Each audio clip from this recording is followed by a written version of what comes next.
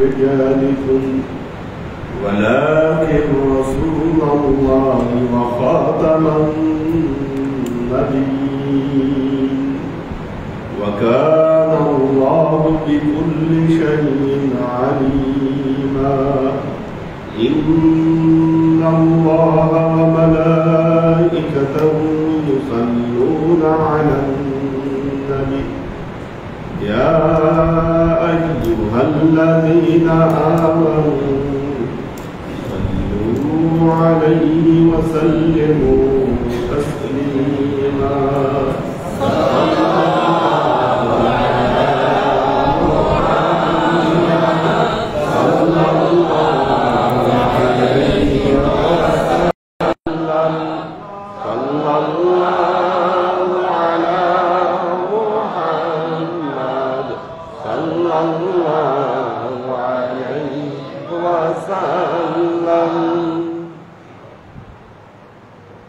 আল্লাহর আশিক ও সালেক বৃন্দ,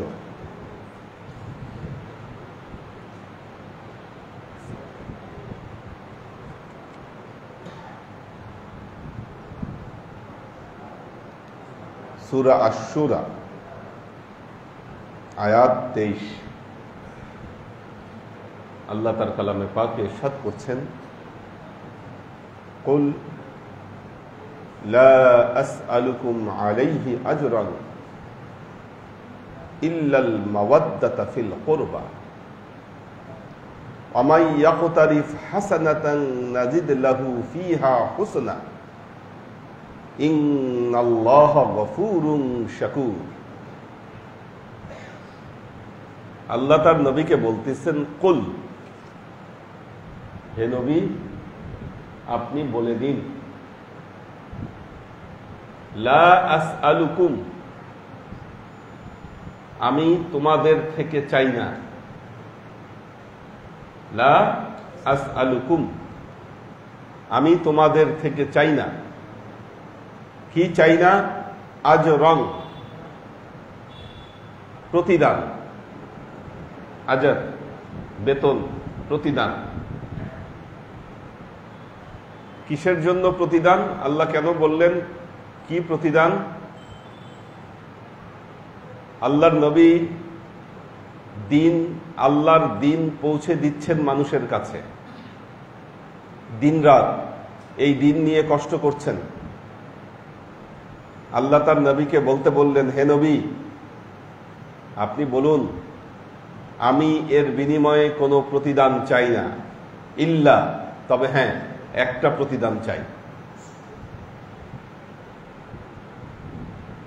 একটা প্রতিদান চাই। সেই প্রতিদান কি? আল মাওয়াদ্দাতা ফিল কুরবা,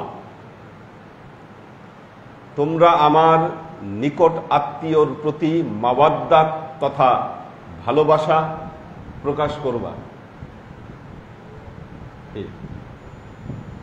আমি কোনো প্রতিদান চাই না, একটা প্রতিদান চাই।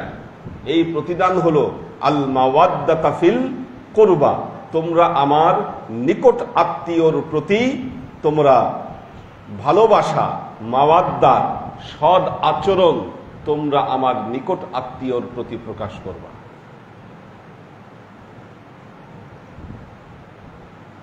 এই আয়াতকে বলা হয় আয়াতে মাওয়াদ্দা। কোরআনের কিছু কিছু আয়াতকে কিছু কিছু নামকরণ করা হয়েছে, মানুষই করেছে। এই আয়াতের নাম হলো আয়াতে মাওয়াদ্দা, যেহেতু আল্লাহ তার নবীর যে নিকট আত্মীয় স্বজন, এই আত্মীয় স্বজনের প্রতি ভালোবাসার কথা প্রকাশ করেছেন এই আয়াতে।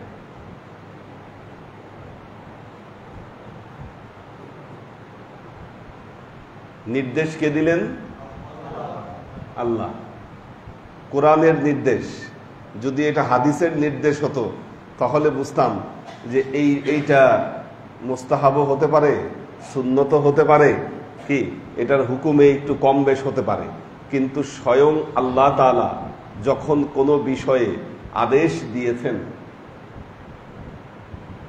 কোনো বিষয়ে স্বয়ং আল্লাহ তাআলা যখন আদেশ দিয়েছেন যে আমার নিকট আত্মীয়র প্রতি ভালোবাসা তোমরা প্রকাশ করবা, আমি এই একটা প্রতিদান তোমাদের কাছ থেকে চাই। তার মানে তখন কিন্তু এই হুকুম আর সুন্নত, নফল, মুস্তাহাবের মধ্যে থেকে যাচ্ছে না, এই হুকুম ফরজে আইনে পরিণত হচ্ছে। ফরজে আইনটা কি? শুধু নবী না, নবীর উপর তো ভালোবাসা থাকবেই।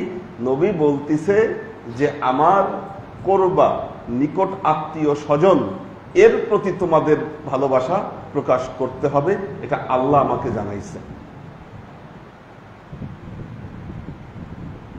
ইল্লাল মাওয়াদ্দাতা ফিল কুরবা।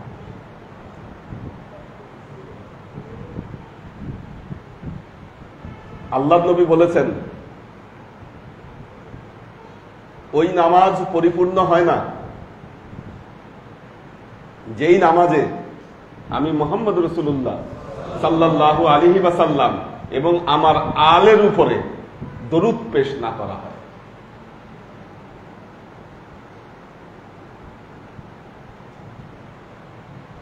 আল্লাহুম্মা সাল্লি আলা মুহাম্মাদিন ওয়া আলা আলি মুহাম্মাদ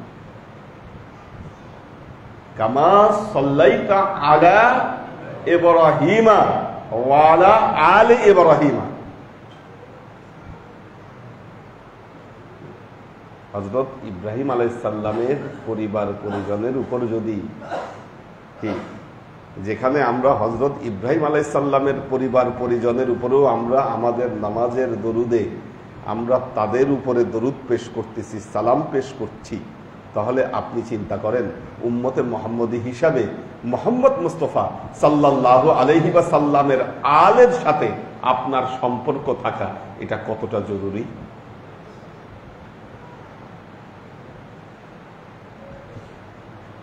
কিন্তু দুঃখের বিষয়, আমরা আমাদের আজকের যে ইসলাম আমাদের মধ্যে প্রতিষ্ঠা করেছি, সেই ইসলামে জিক্রে আলে মুহাম্মদ কি, জিক্রে আহলে বাইত এইখানে অনুপস্থিত।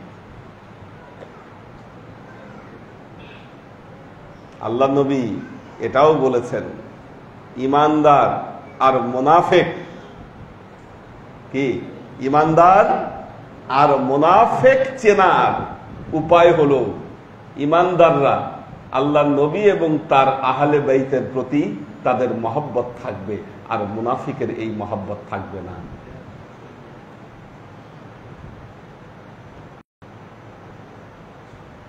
মুনাফিকের এই মহব্বত থাকবে না।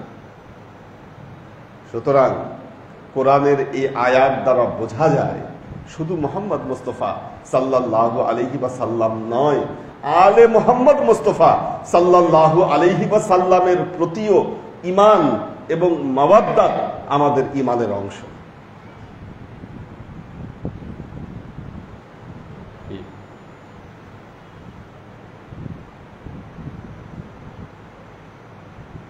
নবীর প্রতি ভালোবাসা, নবীর প্রতি ঈমান, নবীর প্রতি ঈমান, নবীর প্রতি ঈমান,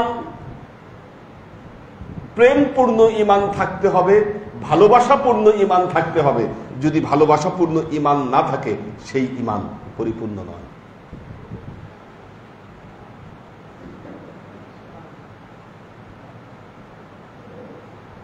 বুঝাতে পারছি কিনা? একজন লোক বলল আমি নবীকে বিশ্বাস করি, নবীর উপর ঈমান আনছি। কি হিসাবে বিশ্বাস করি? আমি তাকে আল্লাহর প্রেরিত রাসূল হিসাবে বিশ্বাস করি, আল্লাহর বান্দা হিসাবে বিশ্বাস করি, তার গোলাম হিসাবে বিশ্বাস করি, তিনি যে কোরআন নিয়ে এসেছেন তার উপরে বিশ্বাস করি। কিন্তু এই বিশ্বাসের মধ্যে যদি আল্লাহর নবীর প্রতি আপনার মহব্বত তথা অন্তরের টান যদি না থাকে, আপনার ঈমান পরিপূর্ণ নয়। কি যদি নবীর প্রতি ঈমানের মধ্যে আপনার অন্তরের ইশক, মহব্বত, প্রেম যদি নবীর প্রতি না থাকে, আপনার ঈমান পরিপূর্ণ নয়। এটা মনে রাখবেন। নবীর প্রতি শুষ্ক ঈমান এটা গ্রহণীয় নয়।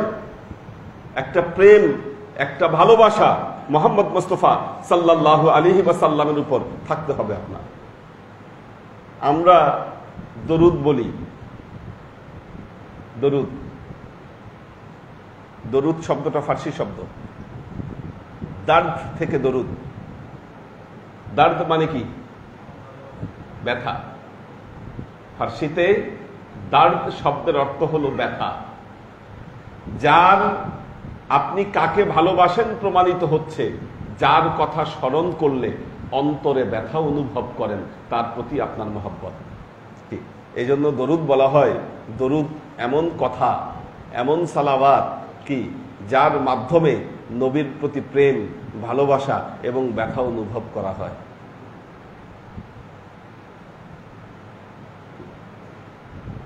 জিক্রে নবী হলে আপনার অন্তরে যদি হাহাকার তৈরি না হয়, তাহলে বোঝা গেল যে এই ভালোবাসার মধ্যে একটা গ্যাপ আছে। ঠিক তেমনি যেই মাওয়াদ্দাত নবীর প্রতি থাকতে হবে, ঠিক একই মাওয়াদ্দাত আলে মুহাম্মদ, আহলে বাইতে মুহাম্মদ রাসূলুল্লাহ সাল্লাল্লাহু আলাইহি ওয়াসাল্লামের প্রতি আমাদের থাকতে হবে।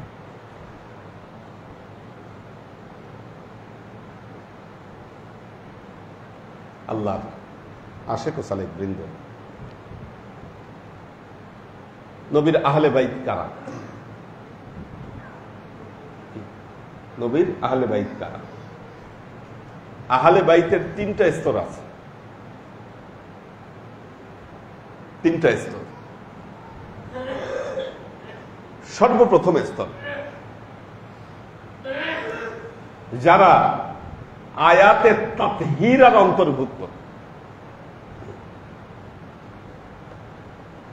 কিসের অন্তর্ভুক্ত? আয়াতে তাতহীরা। সূরা শুরার 23 নম্বর আয়াত যেমন আয়াতে মাওয়াদ্দা, সূরা আহজাবের 33 নম্বর আয়াত এটা আয়াতে তাতহীরা। এই আয়াত কিভাবে নাজিল হলো? আল্লাহর নবী মা উম্মে সালমার ঘরে অবস্থান করতেছেন। মুসলিম, তিরমিজি, আবু দাউদ সব কিতাবে এই বর্ণনা আসে। আমাদের কোন সুন্নিদের কোন কিতাব এই বর্ণনার বাইরে না। আল্লাহর নবী কোথায়? মা উম্মে সালমার ঘরে।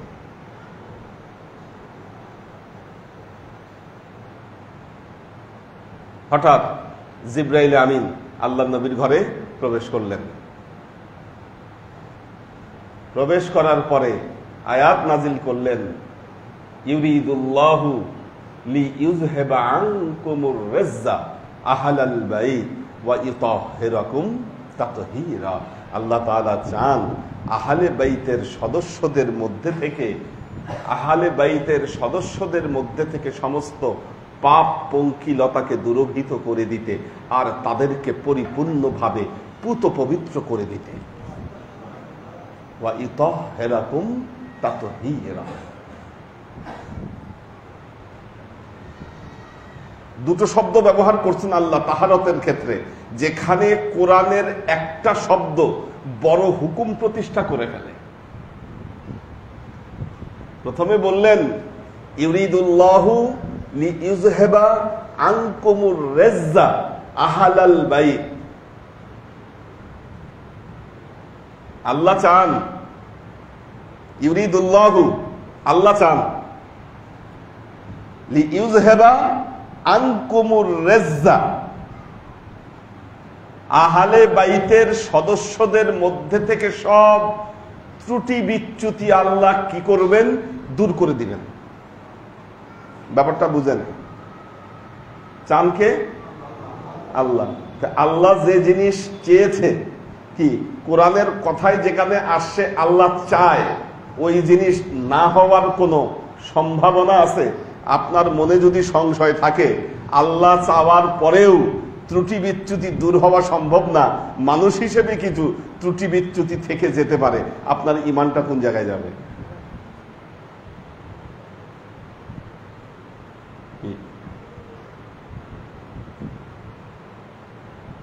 এই যে বলা হয় মাসুম, মাসুম শব্দের অর্থ হলো পাপ মুক্ত, কলুষতা মুক্ত।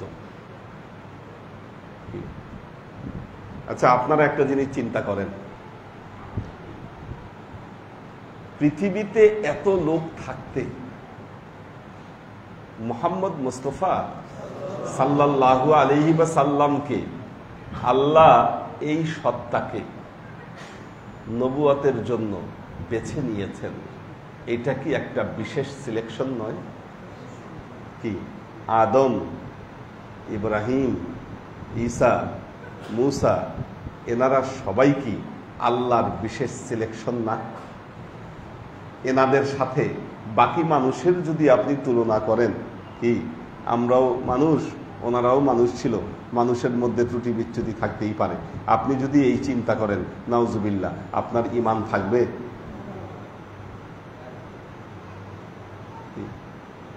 এই জন্য মৌলানা রুমি বলতেছে, করে পাকান রাকিয়াস আস খুদ মাগির গারচে মানাত তার নেবেশতানে শির ও শির।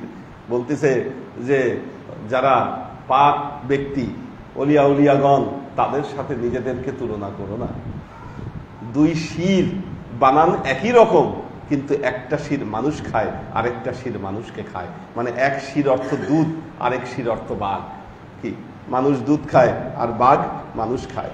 উনি আবার উদাহরণ দিচ্ছে যে হরিণ আর ছাগল, হরিণ আর ছাগল একই বন থেকে ঘাস খায়। ঘাস দিয়ে ছাগল মৃগনাভি তৈরি করে, হরিণ মৃগনাভি তৈরি করে, আর ছাগল লেদা বাইর করে। মাওলানা রুমি বলতেছে, ভ্রমর আর মৌমাছি একই ফুল থেকে রস সংগ্রহ করে। মৌমাছি সেই ফুলের রস দিয়ে মধু বানায়, আর ভ্রমর ওইটা দিয়ে বিষ বানায়। বল্লার কামড় খাইছেন কোন সময়? বল্লা লাল লাল থাকে, বল্লা আমাদের আশেপাশে অ্যাভেলেবেল, এই জন্য বললাম। ভ্রমর তো এত অ্যাভেলেবেল না, আগে জঙ্গলে অ্যাভেলেবেল থাকতো। বল্লা লাল লাল বল্লা আছে, এরাও দেখবেন যে ফুলে ফুলে ঘুরে বেড়ায়। কি ওই ফুলের রস দিয়ে ওরা বিষ বানাচ্ছে, আর মৌমাছি একই ফুলের রস সংগ্রহ করে এরা মধু বানাচ্ছে।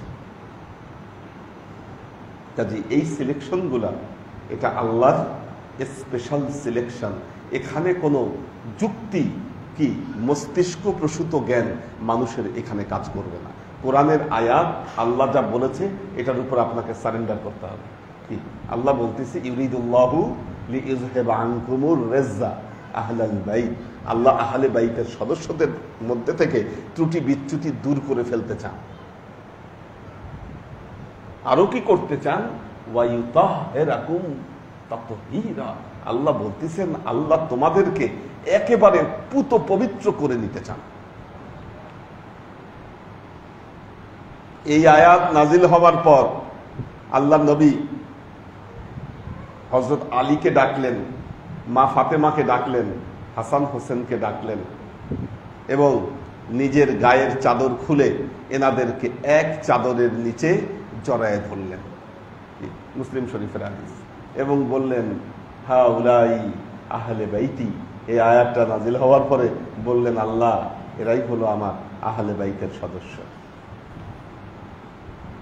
মা উম্মে সালমা দরজায় দাঁড়ায় আছেন, বলতেছেন, ইয়া রাসূলুল্লাহ, আমি কি এনাদের অন্তর্ভুক্ত নই?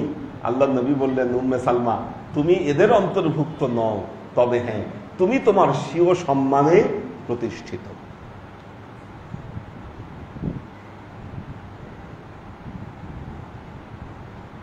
বাংলাদেশ সরকারের কি বলে এটাকে, অর্ডার অফ প্রেসিডেন্স না কি জানি বলে, মানে রাষ্ট্রীয় যে মর্যাদা অনুযায়ী 1, 2, 3 কি একটা ইয়ে আছে না?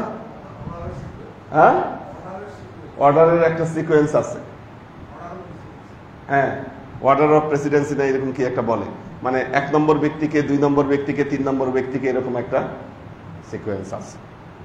এই জন্য মনে রাখবেন, মর্যাদার দিক থেকে কি সর্বপ্রথম মুহাম্মদ মুস্তাফা সাল্লাল্লাহু আলাইহি ওয়াসাল্লাম, পৃথিবীতে ওনার মর্যাদার উপরে আর কারো মর্যাদা নাই। ইয়া সাহিবাল জামাল ইয়া সাইয়্যিদাল বাশার লিওয়াজহিকাল মুনীর লাকাদ নাওয়ারাল কামার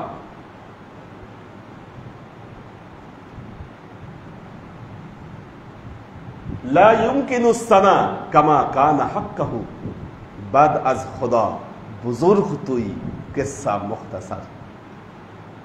কবি বলতেছেন, ইয়া সাহিবাল জামাল, হে সৌন্দর্যের অধিকারী, ইয়া সাইয়্যিদাল বাশার, হে মানুষের মানব মণ্ডলীর সাইয়্যিদ নেতা, মিন ওয়াজহিকাল মুনীর, আপনার চেহারা দ্বারা পুরো পৃথিবী আলোকিত হয়েছে।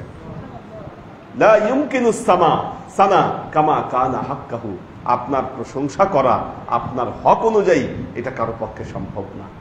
বাদ আজ খোদা বুজুর্গ তুই কিসসা মুখতাসার, খোদার পরে আপনি সবচাইতে বড়, এটাই হচ্ছে সংক্ষিপ্ত কথা।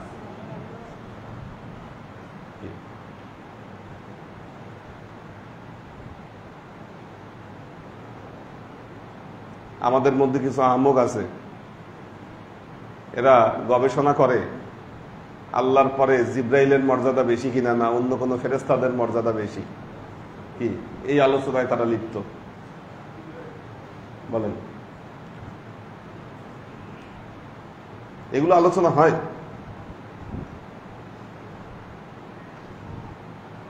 এই জন্য মেরাজে গিয়ে যদি এই আলোচনা নাই হবে, তাফসিরের মধ্যে কিভাবে লেখে মেরাজে কাবা কাউসাইন এটা জিব্রাইলের সাথে হয়েছে, মানে জিব্রাইল আমিন এত বড় সত্তা, আমার নবীর চাইতে আমার নবী ওনার সাথে কাবা কাউসাইন করে ধন্য হয়ে গেছে আমার নবী। এই ব্যাখ্যা লেখা কিতাবে, কি এই কিতাবগুলো লেখা হয়েছে আমাদের মধ্যে, কি এই যে অর্ডার অফ প্রেসিডেন্স, এটা না বোঝার কারণে। আপনি উম্মতে মুহাম্মদী হয়ে আপনি যদি এই কথা মনে করেন যে না নবীর চাইতে অন্য কোনো কিছু সম্মান থাকতে পারে,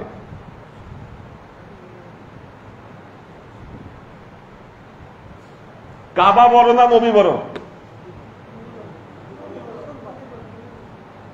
কি এই প্রশ্নেও অনেকে মানে মনের মধ্যে হিমশিম খাচ্ছে, সর্বনাশ, কাবা তো আল্লাহর ঘর। হ্যাঁ, আপনি বলেন হিজরতের 17 মাস পরে, হিজরতের পর 17 মাস আল্লাহর নবী তো কাবা ঘরের দিকে ফিরে নামাজ পড়ে নাই। কি তখন তো এই কাবা কেবলা ছিল না। আল্লাহর নবী যদি কেবলা পরিবর্তন না করতেন, কি কেবলা পরিবর্তন না করলে আজকের কাবা থাকতো না। কাবা কেন কাবা হলো? আল্লাহ আয়াত যে নাজিল হয়েছে আল্লাহর নবীর উপর, আয়াতের বক্তব্য খেয়াল করেন। আল্লাহ বলতেছে, কদ নারা তাকাল্লুবা ওয়াজহিকা ফিস সামা, আমি দেখতেছি আপনি বারবার আকাশের দিকে তাকাচ্ছেন। আল্লাহ বলতেছেন, ফালানুআল্লিয়ান্নাকা কিবলাতান তারদা, হে নবী আমি চাই আপনার পছন্দ অনুযায়ী কেবলা আমি সিলেক্ট করে দিব। নবীকে অপশন দিলেন, কি আপনার পছন্দের কেবলায় আপনি ঘুরে যান। ওই মুহূর্তে নবী উত্তর দক্ষিণ পূর্ব পশ্চিম যেটাই নির্ধারণ করতেন সেটাই হতো কেবলা। কেবলাতান তারদা আয়াতে আসতেছে। আল্লাহ কিন্তু আগে এই নির্দেশ দেন নাই যে আপনি কেবলার দিকে মুখ ঘুরান। আল্লাহ বলতেছে, হে নবী আমি দেখতেছি নামাজে দাঁড়াইলে খালি বারবার আপনি আকাশের দিকে তাকান, ঘটনা কি?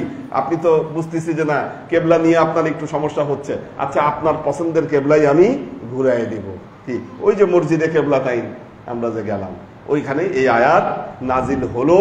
আল্লাহর নবী একেবারে কত ডিগ্রি? 180 ডিগ্রি ঘুরে গেলেন। ঘুরে গিয়ে বাইতুল্লাহর দিকে মুখ সাথে সাথে ফিরাই দিলেন। আল্লাহ আয়াতের পরের অংশ নাজিল করলেন, ফাওয়াল্লু উজুহাকুম কিবালাল মাসজিদিল হারাম, আপনি মসজিদে হারামের দিকে আপনার মুখ ফেরান। কারণ অন্তরের কথা বুঝে গেছে আল্লাহ যে নবী ওই দিকে মুখ ফেরাইতে চাচ্ছে।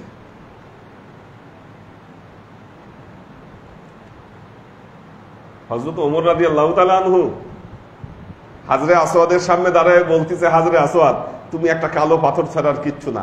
আমার নবী মোহাম্মদ মুস্তাফা সাল্লাল্লাহু আলাইহি ওয়াসাল্লাম যদি তোমারে চুমা না দিত, সম্মান না করত, আমি তোমারে কোশ্চিন কালেও চুমা দিতাম না।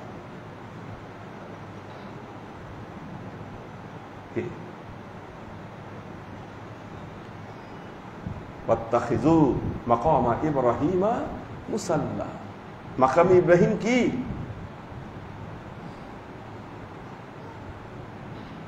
মাকামে ইব্রাহিমটা কি? হযরত ইব্রাহিম নবীর পায়ের ছাপ। নবীর কি মর্যাদা! ওই পায়ের ছাপওয়ালা জায়গায় আল্লাহ নামাজ পড়ার নির্দেশ দিছে। কি পাথরকে সেজদা করা তো শিরক হবে? যারা পাথর সামনে রেখে পূজা করে, আমরা বলি না এরা মুশরিক? কিন্তু আপনি তো মাকামে ইব্রাহিম সামনে রেখে সেজদা করতেছেন। আল্লাহ বলছে, নির্দেশ দিছে। কি আছে? নবীর স্পর্শ। কি নবীর স্পর্শ একটা পাথরকে কি বানায় দিছে আজকে? পাথর আর পাথর নাই, আল্লাহর শিয়ারে পরিণত হয়েছে। এখন কাবাঘর কেন কাবা, কেন বাইতুল্লাহ? কারণ ওটা হলো আল্লাহর আরশের প্রতিনিধিত্ব করছে। আর মুহাম্মদ মুস্তাফা সাল্লাল্লাহু আলাইহি ওয়াসাল্লাম স্বয়ং আল্লাহর প্রতিনিধিত্ব করতেছে। এটা বুঝেন আপনি? এই বোধ ভেতরে না আসলে আপনি জিন্দা নবীর মর্যাদা বুঝতে পারবেন না, আল্লাহর প্রতিনিধি উনি।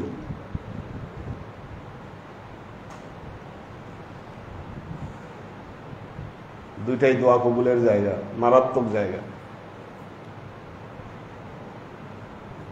কিন্তু আপনার ওয়ার্ডার অফ প্রেসিডেন্স বুঝতে হবে ঈমান ঠিক রাখার জন্য।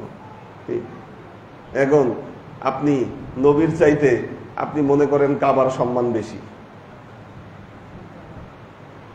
অথচ কাবা একটা জড় পদার্থ, অস্তিত্ব কি এটা জড় জিনিস।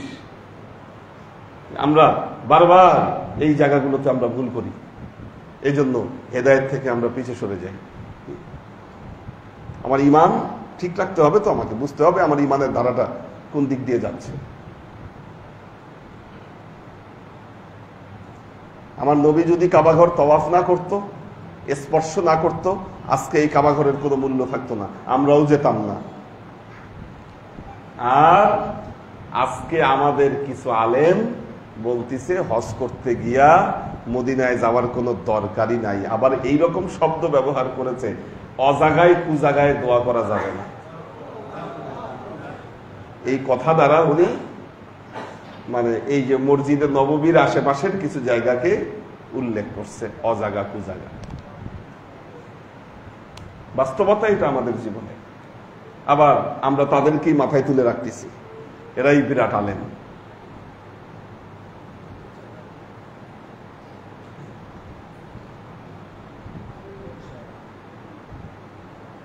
আল্লাহর আশিক ও সালেক বৃন্দ, আমাদের নবী মুহাম্মদ মুস্তাফা সাল্লাল্লাহু আলাইহি ওয়াসাল্লাম, আল্লাহ বলতেছেন, দেখেন তার নবীকে, কুল ইন কুনতুম তুহিব্বুনাল্লাহা ফাত্তাবিউনি ইউহিব্বুকুমুল্লাহু ওয়া ইয়াগফির লাকুম যুনুবাকুম ওয়াল্লাহু গফুরুর রহিম। হে নবী, আপনি বলে দেন, এই আয়াতের প্রথম পার্ট চিন্তা করেন কি, দেখেন দুই আয়াতই শুরু হয়েছে, কিন্তু কুল কি, দুই আয়াতই কুল শব্দটা আছে। কুল, হে নবী আপনি বলেন, ইন কুনতুম তুহিব্বুনাল্লাহ, তোমরা যদি আল্লাহকে ভালোবাসতে চাও, ফাত্তাবিউনি, আমি মুহাম্মদ মুস্তাফা সাল্লাল্লাহু আলাইহি ওয়াসাল্লামকে ইত্তেবা করো। ইত্তেবায়ে রাসূল। তাহলে কি হবে?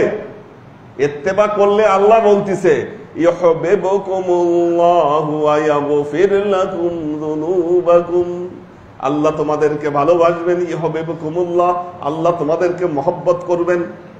কি মারাত্মক কথা! দেখেন, আপনি তসবিহ পড়তে পড়তে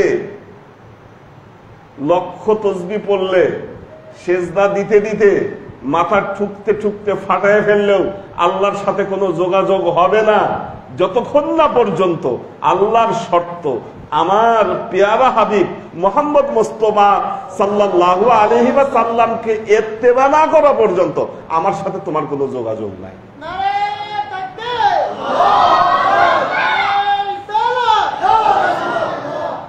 মোহাম্মদ মুস্তাফা সাল্লাল্লাহু আলাইহি ওয়াসাল্লামের শর্ত দিয়ে তোমার সাথে আমার যোগাযোগ কি, ওনার সাথে তোমার যোগাযোগ নাই। হ্যাঁ, এই জন্য আপনি নামাজ পড়তেছেন, সেজদা করতেছেন, সবকিছু করতেছেন, আল্লাহর নবী বলতেছে আমার এবং আমার আলের উপর তোমার দরুদ না পড়া পর্যন্ত নামাজ পরিপূর্ণ না, আল্লাহ ওই নামাজ গ্রহণ করবে না। সহিহ হাদিস।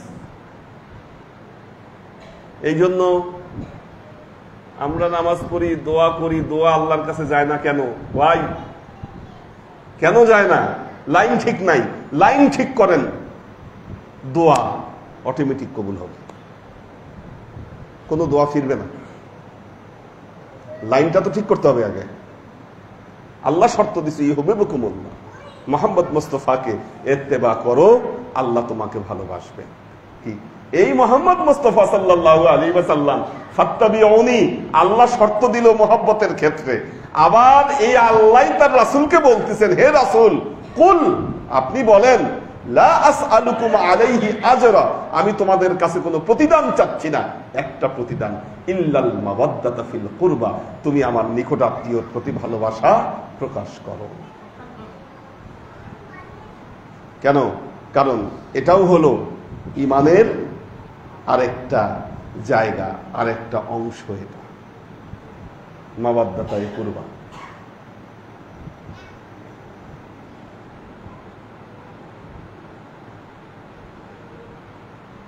এই যে ইরানে হামলা হচ্ছে, ফেসবুকে কিছু মোল্লা মৌলবী হুজুরেরা বয়ান দিচ্ছে, ওরা তো কাফের, ওরা শিয়া।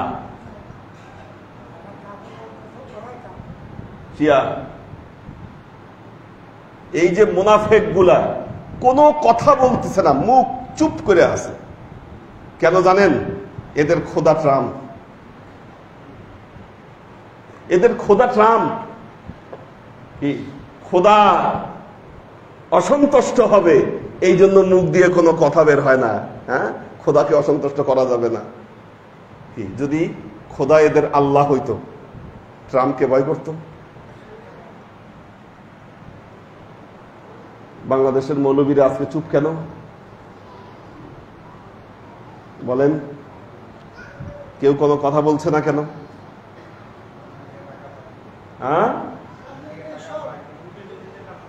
হ্যাঁ, আমাদের বাংলাদেশে যারা রাজনীতি করেন তারাও মনে করতেছেন ট্রাম্প সাহেব এসে ওনাদেরকে ক্ষমতায় বসায় দিবে, কাজে কথা বলে ট্রাম্পকে কি অসন্তুষ্ট করা যাবে না। ঘটতেছে, এটা বাস্তব কথা, কেউ কথা বলছে না, সব চুপ।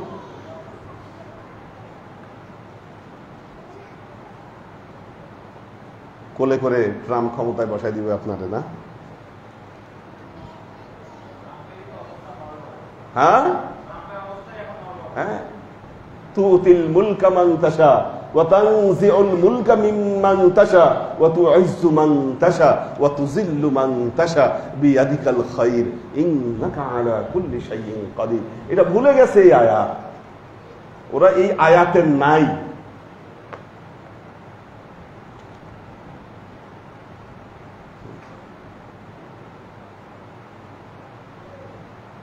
এরা তো চাচ্ছে সারা পৃথিবী কি এখন এই যে সুন্নি চামারগুলা, এই গোলামগুলা বুঝতেছে না যে এদেরকে শেষ করেই এদেরকে ধরবে।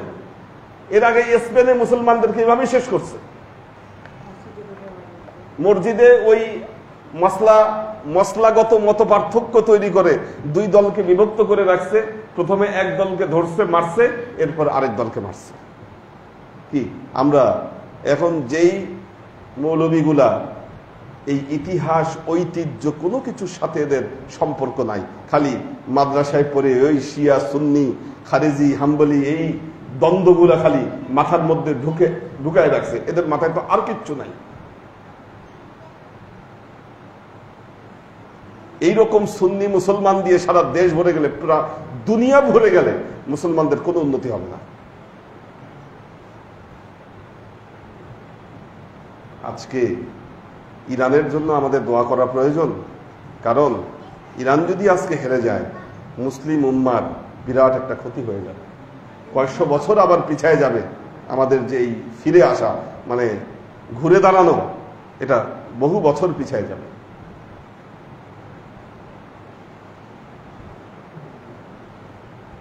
তো আল্লাহর আশিক ও সালেহ বৃন্দ, এই যে ঈমান আর মুনাফিকি, আমরা এই দুইয়ের মধ্যে পার্থক্য করতে পারছি না কেন? ওই যে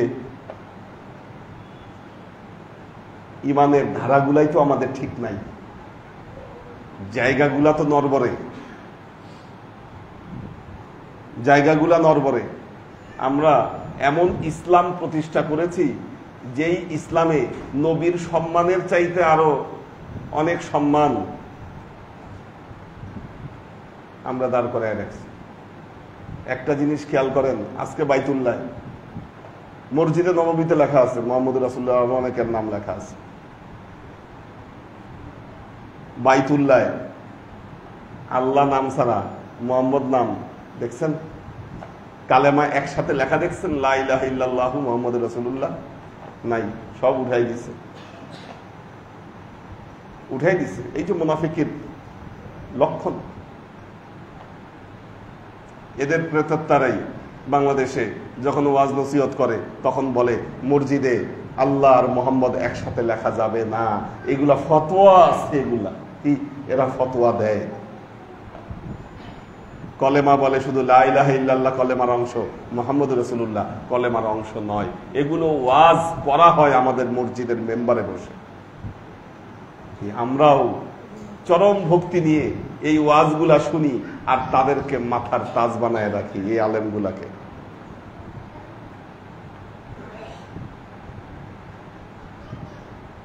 আল্লাহর আশিক ও সালেহ বৃন্দ, আল্লাহ বলেছেন তোমাদের মধ্যে যদি 100 জন ইমানদার থাকে,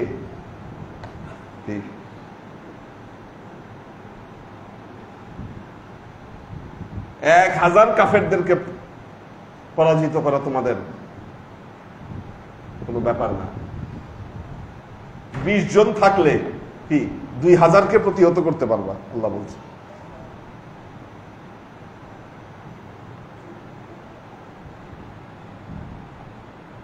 কাজে একটা জিনিস মনে রাখবেন, ইরান ভিন্ন জায়গা,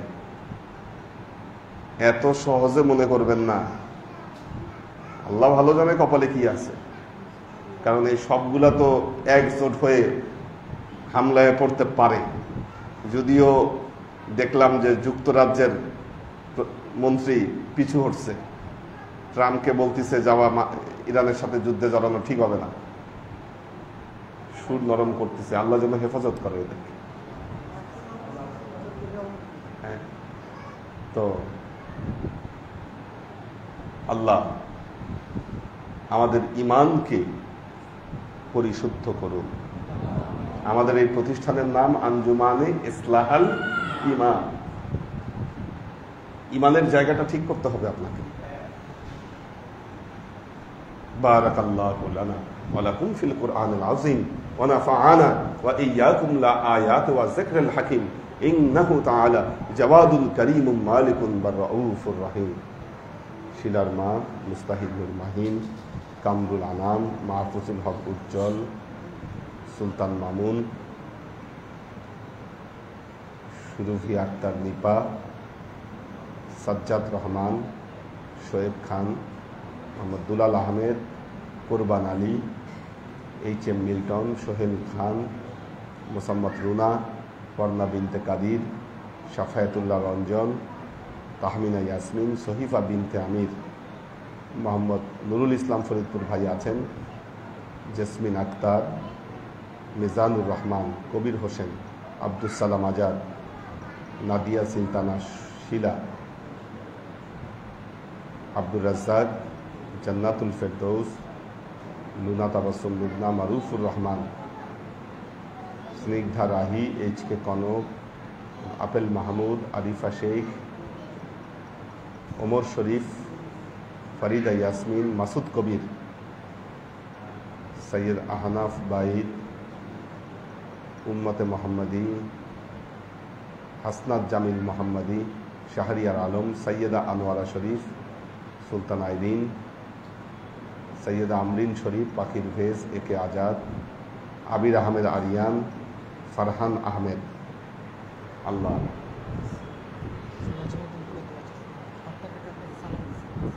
আল্লাহ اللهم آمين.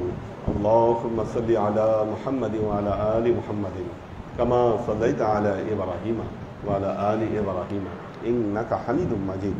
اللهم بارك على محمد وعلى آل محمد كما باركت على إبراهيم وعلى آل إبراهيم إنك حميد مجيد. ربنا ظلمنا أنفسنا وإن لم تغفر لنا وترحمنا لنكونن من الخاسرين. ربنا آتنا في الدنيا حسنة وفي الآخرة حسنة وقنا عذاب النار. ربنا لا تزغ قلوبنا بعد إذ هديتنا وهب لنا من لدنك رحمة إنك أنت الوهاب. اللهم إنك عفو تحب العفو فاعف عني يا غفور رحيم الودود. اللهم نور قلوبنا بنور الإيمان ونور قلوبنا بنور الإسلام ونور قلوبنا بنور الإحسان وزين أخلاقنا بنور محمد صلى الله عليه وسلم. اللهم إنا نسألك علما نافعا رزقا واسعا عملا مقبولا شفاء من كل داء قلبا خاشعا ذهنا ذاكرا إيمانا كاملا توبة قبل الموت راحة عند الموت ونجاة بعد الموت. اللهم إنا نسألك رحمتك في كل درجة فلاح في كل أمر ونعوذ بك من الشرك والشك والنفاق والبدعة ومن كل وسوسة الشيطان. يا الله يا رحمن يا مالك আমরা তখন তোমার দরবারে যে সমস্ত আমলকে উপস্থাপন করলাম ত্রুটি মুক্তভাবে এই আমলগুলোকে তুমি কবুল করে নাও। তুমি আমলের রাজা আমাদের পেয়ারা নবী হযরত মুহাম্মদ মুস্তাফা সাল্লাল্লাহু আলাইহি ওয়াসাল্লামের কাছে পৌঁছে দাও। আল্লাহ আমাদের নবীর পরিবারবর্গের কাছে তুমি এর জাযাকে পৌঁছে দাও। এই দুনিয়ার সমস্ত আম্বিয়ায়ে কেরাম, সাহাবায়ে কেরাম, তাবেঈন, তাবেঈন, ওয়ালি আউলিয়া, গাউস কুতুব, আমাদের মা বাবা, ভাই বোন, আত্মীয় স্বজন, এই দরবার থেকে যত পীর ভাই বোন চলে গেছে সবার রূহে আল্লাহ তুমি এর জাযাকে পৌঁছে দাও। তুমি তোমার হাবিবের ওসিলায় আল্লাহ আমাদের সবাইকে কবুল ক্ষমা করে দাও। আমাদের জীবন থেকে সমস্ত অভাব অভিযোগ বালা মুসিবত দুঃখ কষ্ট রোগ শোককে দূরীভূত করে দিয়ে দৃঢ় হস্তে তোমার দ্বীনের খেদমতের তৌফিক তুমি আমাদেরকে দান করো। আল্লাহ তুমি পুরো পৃথিবীতে আল্লাহ মুসলমানদের সম্মানকে আল্লাহ তুমি উচ্চকিত করে দাও। আল্লাহ জালেম কাফের মুশরিকদেরকে তুমি নাস্তা নাবুদ করে দাও। আল্লাহ যারা মুসলমানদের উপর নির্বিচারে হত্যা চালাচ্ছে আল্লাহ তারা আক্রমণ করছে আল্লাহ তুমি তাদেরকে ধ্বংস করে দাও। আল্লাহ তুমি ইরানের ইসলামী বিপ্লবকে আল্লাহ তুমি রক্ষা করো। আল্লাহ তুমি আমাদের ঈমানকে আল্লাহ তুমি হেফাজত করো।